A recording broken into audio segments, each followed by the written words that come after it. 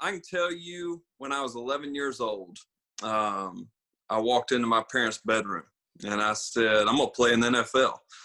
And versus telling me anything besides like, hey, maybe you should go make your first football team or even try out for the JV football team.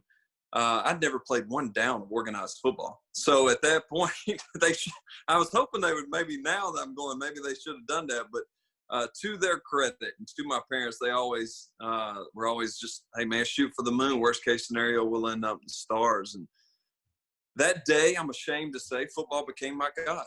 It's all I chased. It's all I wanted. It's all I thought about. You know, I did the good Southern boy thing where you get saved when you're 6 and you get baptized when you're 9 and you understand what's going on. But, you know, and you rededicate your life when you're 15 at church camp because some pretty girl did it as well. You know, I mean, it's just you do the good Southern boy things.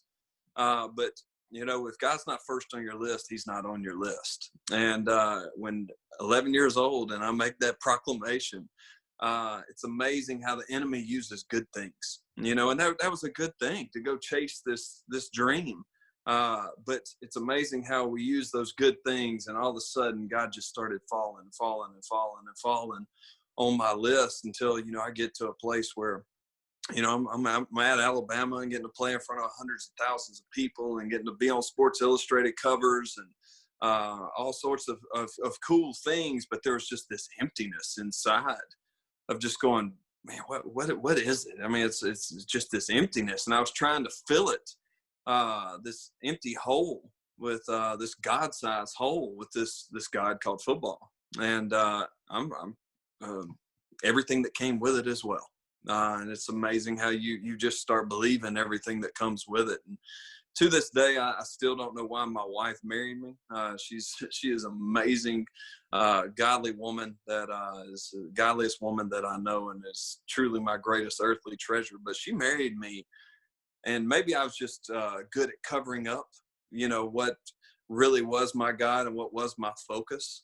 But we had been married for about a year, and I'm competing for this job that I'd been honestly fighting for since I was 11 years old. And if you could see me in person, you'd realize, man, that guy's 6'2", 200 pounds. He probably doesn't need to be playing in the NFL, and you'd probably be right. You know, I just tell people I was always just stupid enough to keep getting up. You know, I've had 11 surgeries, 3 broken vertebrae, dislocated jaws, punctured lungs, ruptured spleens, you name it, I've had it. But I was finally in this position where I was competing for this job. And I'm in my first year of marriage.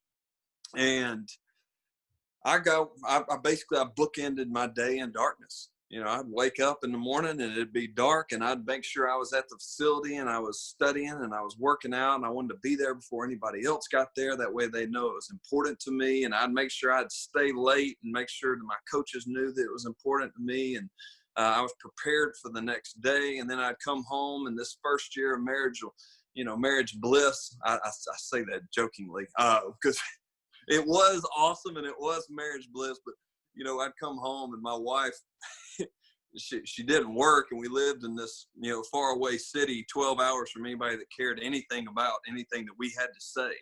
And she would watch Rachel Ray every day. So I'd come in at night, every night, to some new meal that she had made.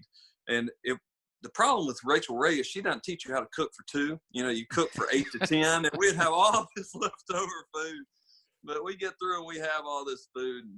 And then we'd kind of just go through, you know, the conversation of the day. Then we'd get in bed, and all of a sudden I'd open my playbook back up because I needed to know what my protection was, what my hots were, what my read was, what the line's job was, what the other team was doing, what to do against what front and what blitz.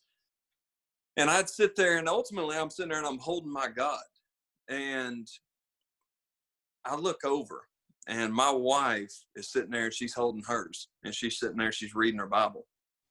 And little did I know she had been doing it every night. But I was so just fixed on what it was that was important to me at the time. And I tell people, not everybody gets this picture that I had of I'm holding my God and she's holding hers. And I'm just sitting there and I'm going, man, I'm looking back and forth before finally I shut the book, and I set it to the side, and I grabbed my wife's hand. I said, baby, I'm sorry. I failed you as a husband. I hadn't been the man you thought you were marrying, But if you'll have me, I'll spend the rest of my life trying to become that man. If she was sitting next to me right now, she'd be like, yeah, he has a lot of days he misses the mark. But I also, people always ask, what's your Jesus story? And I tell them that I checked all the boxes early on, but my relationship with God began that night. That's when the relationship began of how do I become this man that you created me to be? How do I become this man that walks in purpose? How do I become this man that spiritually leads my wife and that one day is going to be a father to two future little men?